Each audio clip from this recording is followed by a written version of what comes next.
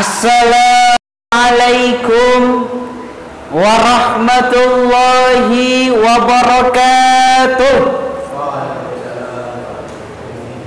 Alhamdulillahi wa kafa, wassalatu wassalamu ala habibinal mustafa wa alihi wa ashabihi ahlus sidqi wal khofa. Amma ba'dah. Yang kami muliakan para alim, para ulama, dewan juri yang insya Allah arif dan bijaksana, yang gantengnya seperti Arjuna, yang cantiknya seperti bidadari surga, yang insya Allah dirahmati oleh Allah Subhanahu wa ta'ala. Hadirin, teman-temanku da'i da'iyah, pemirsa dimanapun sampean berada. Kalau kita buka sejarah, pada masa jahiliyah Islam bunuh-membunuh sudahlah hal yang lumrah.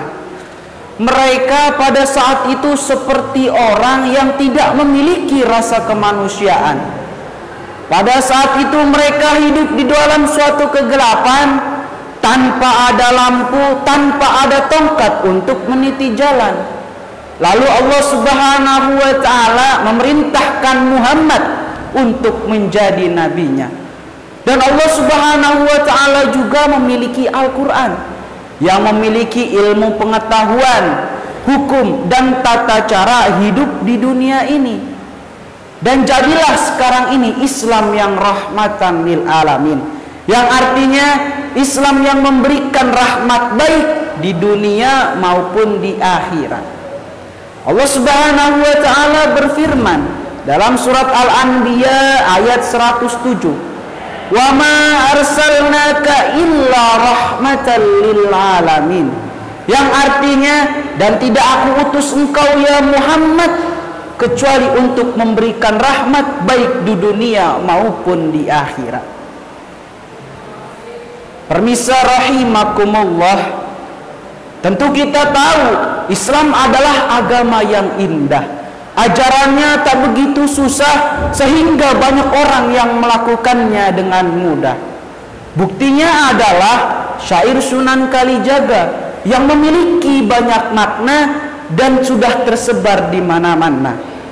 Dan karena inilah Islam di Nusantara bisa hidup menjadi Islam yang rahmatan lil alamin. Salah satu contoh syairnya yakni syair Lir Ilir. Lir ilir, lir ilir, tandure sumilir,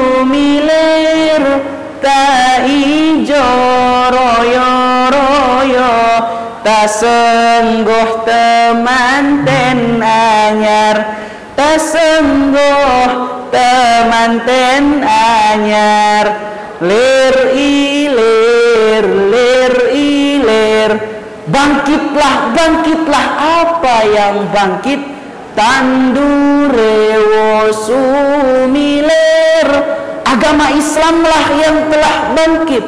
Ta ijo royo royo, ajarannya yang begitu indah dan sejuk. Ta senggoh temanten anyar, ta senggoh temanten anyar, seperti indahnya pengantin baru. Hadirin, teman-temanku da'i da'iyah, pemirsa rahimakumullah, ini adalah salah satu contoh bukti bahwa Islam di Nusantara adalah Islam yang rahmatan lil alamin. Sekarang coba bayangkan, kalau Islam di Nusantara tidaklah Islam yang rahmatan lil alamin, maka wayang kulit tersisa kulitnya saja. Bayangkan kalau Islam di Nusantara tidak Islam yang rahmatan lil alamin, maka Candi Borobudur rata dengan tanah saja. Betul apa betul? Betul. Pemirsa rahimakumullah, Islam juga sangat menghargai keanekaragaman, baik itu berupa suku, bangsa, budaya, dan agama. Kenapa? Karena keanekaragaman tersebut ialah rahmat yang diturunkan oleh Allah kepada kita. Buktinya adalah sejarah pada saat Nabi Muhammad masih hidup dan menjadi pemimpin. Beliau sangat menghargai keanekaragaman kaumnya. Beliau juga memimpin dengan bijaksana tanpa tebang pilih, sehingga seluruh masyarakat merasa nyaman dengan kepemimpinan beliau. Tentu kita tahu pemirsa bahwasanya Nabi Muhammad pada saat itu hidup di tengah masyarakat yang memiliki agama dan kabilah yang heterogen. Betul apa betul? Allah Subhanahu wa taala berfirman, "Ya ayyuhan nasu inna khalaqnakum min dzakarin wa untha wa ja'alnakum syu'uban wa qabaila lita'arafu. Inna akramakum indallahi atqakum. Innallaha alimun khabir." Artinya, hai manusia, sesungguhnya kami telah menciptakan kamu dari seorang laki-laki dan perempuan, berbangsa-bangsa, bersuku-suku, bertujuan agar kalian saling mengenal satu sama lain. Dan sesungguhnya orang yang paling mulia di sisi Allah ialah orang yang paling bertakwa. Dan sesungguhnya Allah Maha mengetahui lagi Maha mengenal. Pemirsa rahimakumullah, dari ayat di atas kita dapat ketahui bahwasanya Allah Subhanahu wa taala menciptakan laki-laki, perempuan, berbangsa-bangsa, bersuku-suku, bertujuan agar kita lita'arafu, saling mengenal satu sama lain. Dan perbedaan tersebut jangan kita jadikan sebagai simbol permusuhan, tetapi harus kita jadikan sebagai agar kita dapat mengetahui keindahan dan keajaiban ciptaan Allah, sebagaimana kita merasakan warna-warni kehidupan ini. Sekarang Mas, Mbak, coba bayangkan kalau manusia diciptakan di bumi ini berkulit hitam saja. Bayangkan kalau manusia diciptakan hanya dengan satu bahasa saja. Bayangkan kalau manusia diciptakan hanya dengan satu profesi saja. Betapa kurang berwarnanya kehidupan ini. Yang terjadi bukan kebenaran bersama, malah menjadi kebodohan massal. Betul apa betul? Mas, Mbak, sekarang coba kita bandingkan akhlak pemuda pada zaman sekarang ini dengan pemuda pada zaman dahulu. Kalau akhlak pemuda pada zaman sekarang ini sore-sore sudah rapi, bajunya semerbak wangi, siap ngaji kepada sang kiai di sore hari. Buka kitabnya, lantunkan kalam ilahi.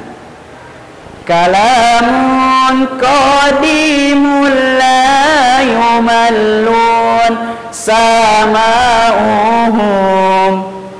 Kalamun qadimul la yumallun sama'uhum. Tanazzaha an qawlin wa fi'lin wa niyatin.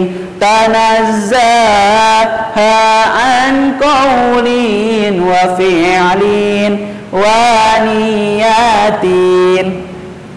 Tetapi coba kita lihat pemuda pada zaman sekarang ini.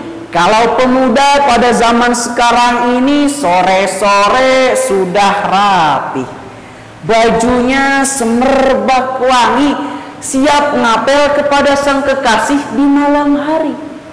Buka HP-nya, video callan.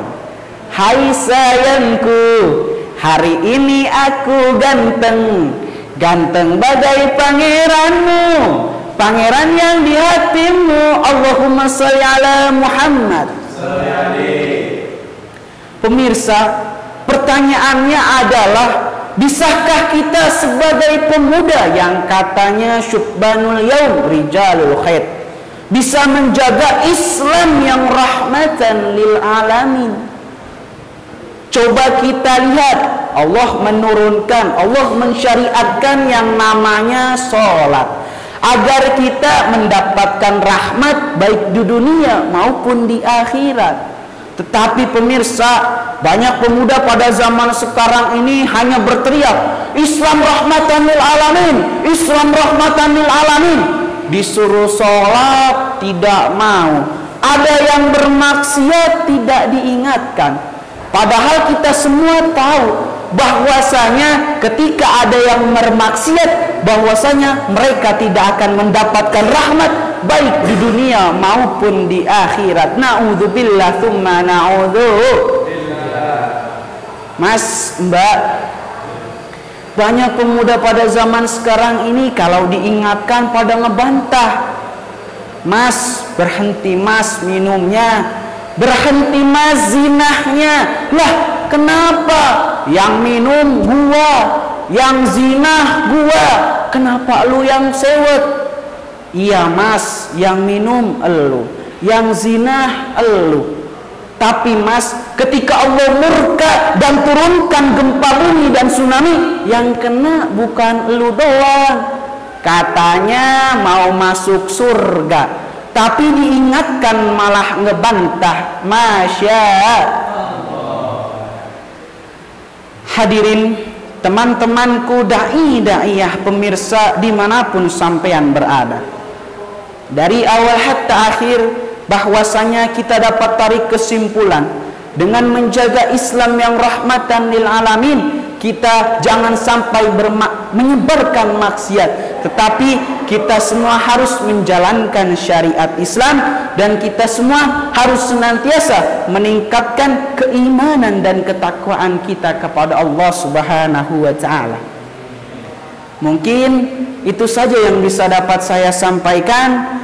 Tetapi sebelum saya tutup, saya punya pantun. Ada sumur di tengah ladang, bolehlah saya numpang mandi. Bila mbak-mbaknya ingin kenal dengan abang, bisalah mampir ke Jombang kota santri. Cukup sekian dari saya, kurang lebihnya saya mohon maaf. Billahi taufiq wal hidayah wa ridha wal inayah. Tsumma assalamu alaikum warahmatullahi wabarakatuh.